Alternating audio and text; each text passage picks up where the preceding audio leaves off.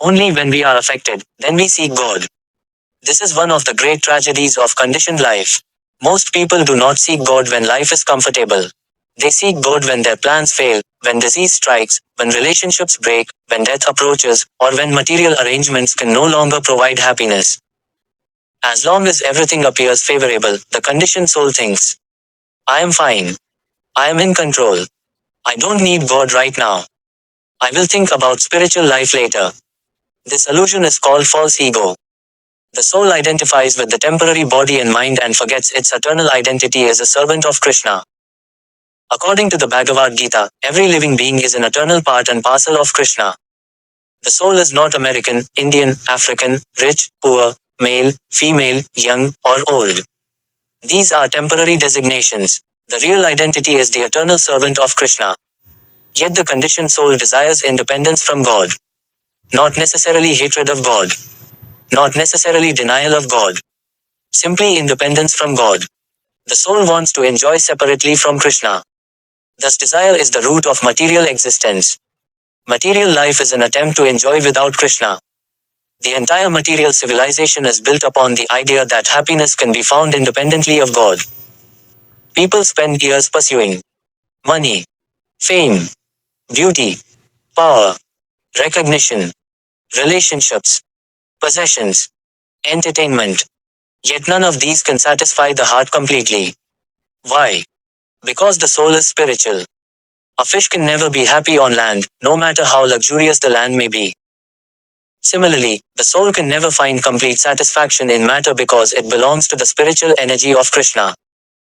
The soul is searching for unlimited happiness, unlimited knowledge, and eternal existence.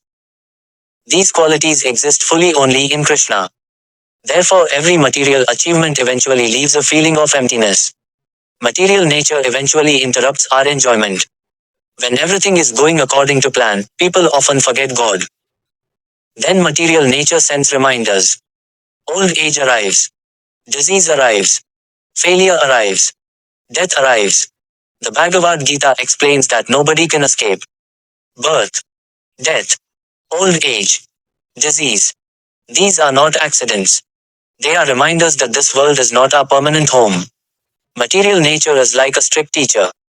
Whenever the conditioned soul becomes too absorbed in temporary enjoyment, material nature delivers another lesson.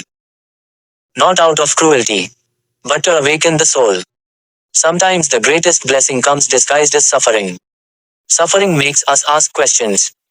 When life is comfortable, people rarely ask, who am I? Why am I suffering? Why do loved ones die? What happens after death? What is the purpose of life? Who is God? What is my relationship with Him? But when suffering comes, these questions naturally arise. Many great devotees began their spiritual journey after experiencing difficulties. Material suffering often destroys the illusion that this world can fully satisfy us. When the temporary shelters collapse, the soul begins searching for the eternal shelter. This is why suffering can become a turning point toward spiritual awakening. The forgotten identity. The living entity has forgotten a simple truth. I belong to Krishna. Instead of serving Krishna, the soul tries to become the enjoyer. Yet Krishna alone is the supreme enjoyer. Just as a hand is nourished by serving the stomach, every living being becomes satisfied by serving Krishna. If the hand tries to enjoy food independently, it cannot. The food must reach the stomach. Then the entire body becomes nourished. Similarly, when service is offered to Krishna, everyone benefits. But when we try to enjoy separately from Him, frustration inevitably follows. The mercy hidden within suffering. A devotee sees difficulties differently. Ordinary people see suffering as punishment. A devotee sees suffering as an opportunity to remember Krishna more deeply. Sometimes a person remembers Krishna more sincerely in one moment of helplessness than in years of comfort. When everything else fails, the soul discovers that Krishna never abandons anyone. He accompanies every living entity as the supersoul within the heart. Patiently waiting, guiding, reminding, calling the soul back home. Krishna does not force surrender. He waits for our voluntary turning toward Him. The real purpose of human life.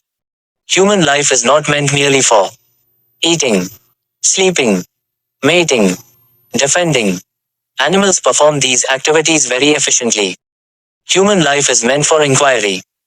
Who am I? Who is Krishna? Why am I suffering? What happens after death? How can I attain eternal happiness? The sages repeatedly explain that this rare human birth is meant for self-realization. If we spend our entire life pursuing temporary pleasures and neglect these questions, then we have missed the greatest opportunity. Why wait for suffering? One of the greatest forms of intelligence is to seek Krishna before tragedy forces us to. Why wait until old age? Why wait until disease? Why wait until death approaches? Why wait until everything is taken away? A wise person learns from scripture, saintly persons, and devotees. They understand. Everything in this world is temporary. My body will perish. My possessions will remain behind.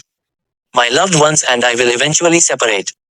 But my relationship with Krishna is eternal. Therefore they begin cultivating Krishna consciousness now. Not tomorrow. Not after retirement. Not after another decade of material pursuits. Now. The Great Awakening. The day a person realizes, I am not the body. I am an eternal servant of Krishna. Nothing in this world belongs to me. Krishna is my eternal master and well-wisher. That day marks the beginning of true life. Until then, one may be busy, educated, wealthy, powerful, and respected, yet spiritually asleep. Real awakening begins when the soul turns toward Krishna and sincerely chants his holy names. Hare Krishna, Krishna Krishna, Hare Hare. Hare Rama, Rama Rama, Hare Hare. Then the forgotten servant gradually reconnects with the Supreme Master, and the heart begins to experience the happiness it has been searching for throughout countless lifetimes.